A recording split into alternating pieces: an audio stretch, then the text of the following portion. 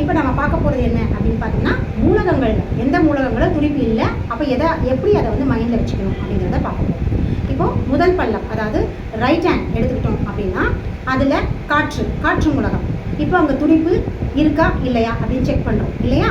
அப்போ அங்கே வந்து காற்று மூலகம் துடிப்பு இல்லை அப்படின்னா மைண்டில் வச்சுக்கோங்க. காற்று மூலகம் துடிப்பு இல்லை அப்படிங்கிறத மைண்டில் வச்சுக்கோங்க.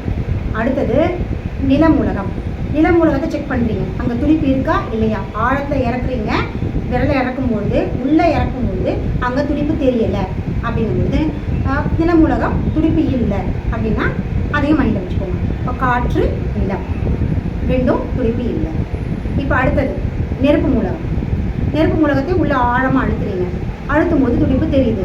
அப்போ துடிப்பு தெரியுது அப்படின்னா அந்த மூலகத்தை பற்றி நம்ம மைண்டில் வச்சுக்கிறோம், விட்டுணும். நெருப்பு மூலகம் வேணும்.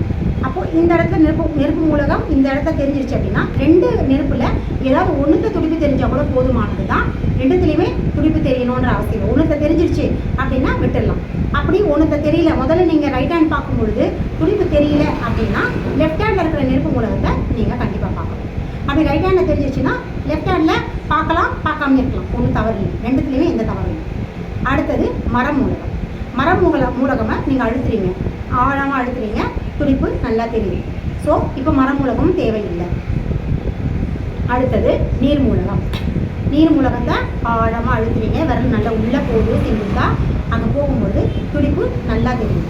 ஸோ அதுவும் தேவையில்லை. இப்போது எந்த மூலகங்கள் ரெண்டு மூலகம் துடிப்பு இல்லாமல் இருக்குது? காற்று நிலம். அப்போ இதுலேருந்து நம்ம என்ன தெரிஞ்சுக்கலாம்? நம்ம கொடுக்க வேண்டிய சிகிச்சை வந்து காற்று நிலம் இந்த ரெண்டு புள்ளிகளை இணைக்கிற ஒரு புள்ளிக்கு நம்ம ஊசி மூலமாக தூண்டல் கொடுத்தா உடல் அதில் பயன்படுத்திக்கிட்டு அது தேவையான பிரச்சனையை சரி செய்யும். இதான் வந்து நாடி பார்க்குற முறை, சரிங்களா? இதில் ஒரே ஒரு மூலகங்கள் தெரிகிறது, ரெண்டு மூலகங்கள் தெரியுது, அதெல்லாம் பார்க்கணும். எப்படி?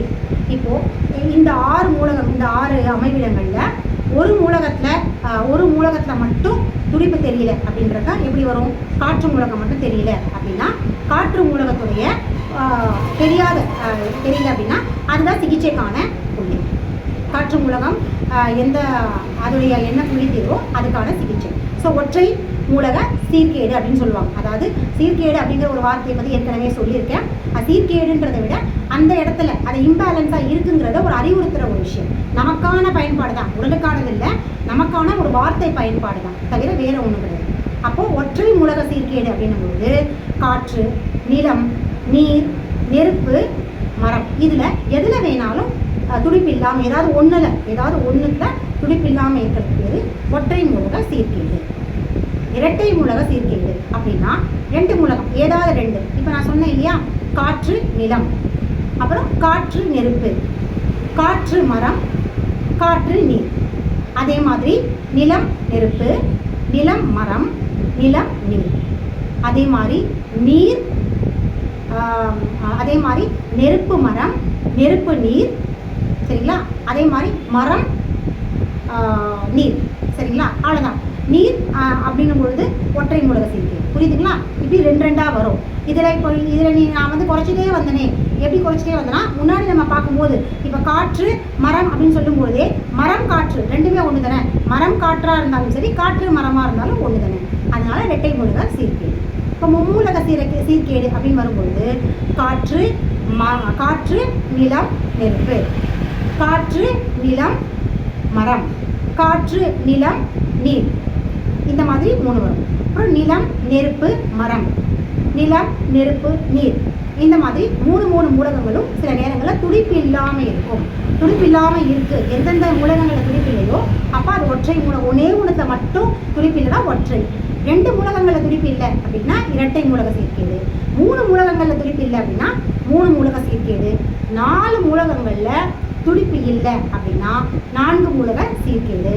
5 மூலகங்களையுமே துடிப்பே இல்லை, எந்த மூலகத்திலுமே துடிப்பே தெரியலை அப்படின்னா 5 மூலகம் சமநிலையில இல்லை, அதுக்கான 5 மூலக சீர்கேடு அப்படிங்கிற சிகிச்சைக்கான புள்ளி இருக்குது. அதுக்கான சில விஷயங்கள் இருக்குது, அது பின்னாடி நம்ம பார்ப்போம். ஸோ 5 மூலகங்களும் சீர்கேடில் இருக்குது. இப்போ அதுக்கான புள்ளி தேர்வு அதோடைய முறையோட அதோடைய என்ன கோட்பாடோ அதுக்கேற்ற மாதிரி சிகிச்சையை கொடுக்கணும், சரிங்களா? ஸோ இந்த மாதிரி தான் வந்து சிகிச்சைக்கான இந்த இந்த இடத்துல இப்போ நீங்கள் பார்க்க வேண்டியது என்ன அப்படின்னு பார்த்தீங்கன்னா, இன்றைக்கு நீங்கள் பார்க்க வேண்டிய பாடம் ஹோம்ஒர்க் என்ன அப்படின்னு பார்த்தீங்கன்னா, ஒற்றை எதில் நீங்கள் பார்க்க போகிற எல்லா கைகள்லையும் ஒற்றை மூலக சீர்கேடா, இரட்டை மூலக சீர்கேடா, மும்மூலக சீர்கேடா, 4 மூலக சீர்கேடா, 5 மூலக சீர்கேடான்னு பார்க்கணும். இதில் பெரும்பாலும் அதிகமாக வந்து ஒற்றை மூலக சீர்கேடு அவ்வளோவா வராது. இரட்டை மூலகம், 3 மூலகம், 4 மூலக சீர்கேடுகள் வந்து அதிகமாக வரும். 5 மூலகங்களுமே சீர்கேடாக இருக்கிறதும் வந்து ரொம்ப குறைவாக தான் வரும். ஸோ ரிப்பீட்டடாக வர்றது அப்படின்னு பார்த்தீங்கன்னா இரட்டை மூலகம், 3 மூலகம் அப்படிங்கிறது அதிகமாக வர்ற ஒரு தொந்தரவுகள். ஆனால் உங்களுக்கு எப்படி வேணால் வரலாம், ஒற்றை இல்லை 5மே வரலாம். ஸோ இதுதான் வந்து மூலகங்களை பார்க்கணும். ஸோ நம்ம இது வரைக்கும் என்னென்னலாம் பார்த்தோம், மூலகங்களோட அமைவிடங்கள் பார்த்தாச்சு, மூலகங்கள் எங்கெங்கெல்லாம் இருக்குன்றது பார்த்தாச்சு, நாடியை எங்கே பார்க்கணுன்ற நாடி லொக்கேஷனும் பார்த்துருக்கோம், மூலகங்களோட அமைவிடங்களும் பார்த்தாச்சு, பொசிஷனில் எப்படி வந்து பேஷண்ட்டை உட்கார வச்சு கைப்பிடிச்சு அதை நாடி பார்க்கணும் அப்படிங்கிறதையும் பார்த்துட்டோம். அதுக்கப்புறம் துடிப்பு இருக்கா இல்லையா அப்படிங்கிறத எப்படி பார்க்கணுன்றதை அழுத்தி பார்க்குற முறையும் பார்த்துட்டோம். அப்புறம் துடிப்பு இருந்தால் துடிப்பு இல்லாத மைண்டில் வச்சுக்கணும், துடிப்பு இருக்கிற மூலகங்களை கன்சிடர் பண்ணக்கூடாது, எடுத்துக்கக்கூடாது, அதை ஒதுக்கிட்டு துடிப்பு இல்லாத மூலகங்களை மட்டும் எடுத்துக்கணும். இப்போது 5மே இப்போ இதில் இருக்கிற ஒரே ஒரு பெரிய குழப்பம் என்னவா இருக்கும் அப்படின்னு யோசிச்சு பாருங்களேன். இப்போ நீங்கள் மைண்டில் சொல்கிறது கூட கேட்குது, நீங்கள் கண்டிப்பாக யோசிப்பீங்க, இப்போ 5மே துடிச்சிச்சுன்னா என்ன மேடம் பண்ணுறது இருக்கு இல்லையா? 5 மூலகங்களுமே துடிச்சிருச்சு, துடிக்குது நல்லா, அப்போது என்ன பண்ணுறது?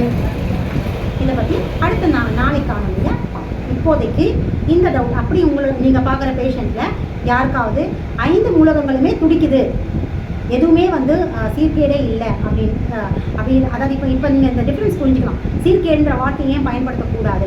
இப்போ 5 மூலகங்களே துடிக்குது அப்படின்னா அப்போனா அவங்களுடைய உடல் வந்து எந்த பஞ்சபூதங்களுமே பூதங்கள் எல்லாமே சமநிலையில் தான் இருக்குது அப்படின்னு எடுத்துக்க முடியுமா?